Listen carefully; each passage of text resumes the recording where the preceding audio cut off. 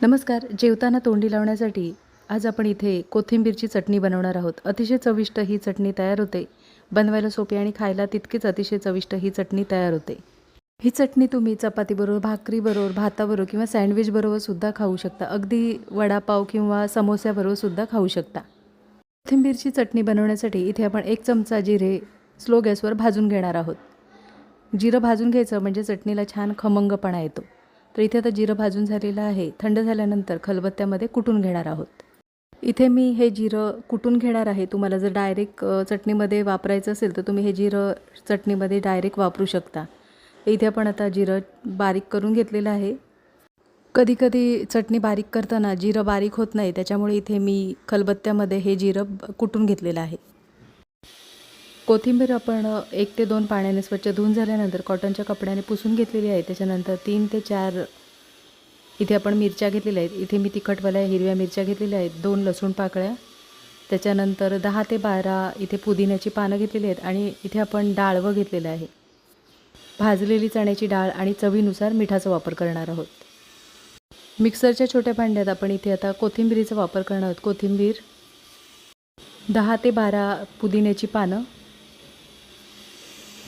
त्याच्यानंतर 3 ते 4 इथे आपण हिरव्या मिरच्यांचा वापर करणार आहोत. इथे मी तिखटवाल्या हिरव्या मिरच्या वापरलेल्या आहेत. तुम्ही कमी अधिक जास्त वापरू शकता.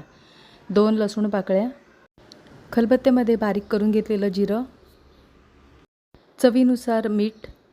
इथे मी साधं मीठ वापरलेलं आहे. तुम्हाला जर काळं मीठ वापरायचं असेल तर तुम्ही इथे काळं मीठसुद्धा वापरू शकता. 4 चमचे डाळवं म्हणजेच चण्याची डाळ वापरणार आहोत. भाजलेली जी चण्याची डाळ असते ती 4 चमचे आपण इथे वापरणार आहोत. अतिशय चविष्ट खमंग अशी ही चटणी तयार होते. नक्की एकदा अशा पद्धतीने ही चटणी बनवून बघा आणि कमेंटमध्ये मला नक्कीच सांगा.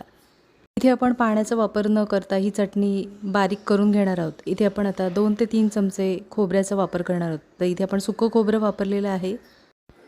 चटणी छान बारीक अशी वाटून झालेली आहे. तर इथे पाहू शकता छान सुकी चटणी तयार करून झालेली आहे. इथे तुम्हाला जर पाण्याचा वापर करायचा असेल म्हणजे तुम्हाला ही चटणी जर पातळ हवी असेल तर इथे तुम्ही पाण्याचा सुद्धा वापर करू शकता. इथे आपण सुकी चटणी तयार करून घेतलेली आहे. ही चटणी तुम्हाला जास्त काळ टिकून ठेवायची असेल तर एखाद्या काचेच्या बरणीमध्ये ही चटणी भरून तुम्ही फ्रीजमध्ये ठेवू शकता. अगदी महिनाभर ही चटणी छान राहते. म्हणजे इथे आपण पाण्याचा वापर न केल्यामुळे अगदी महिनाभर ही चटणी छान राहू शकते. आमटी भात, वरण भात असेल आणि ही एक चटणी असेल तर नक्कीच 2 घास जास्त जेवाल अशी ही चटणी तयार होते. नक्की एकदा अशा पद्धतीने ही चटणी बनवून बघा आणि कमेंटमध्ये मला नक्कीच सांगा. आजची रेसिपी आवडली असेल आणि चॅनलवर नवीन असला तर चॅनलला सबस्क्राईब करा आणि व्हिडिओ आवडला असेल तर लाईक शेअर करा. पुन्हा भेटू अशाच नवीन रेसिपीमध्ये.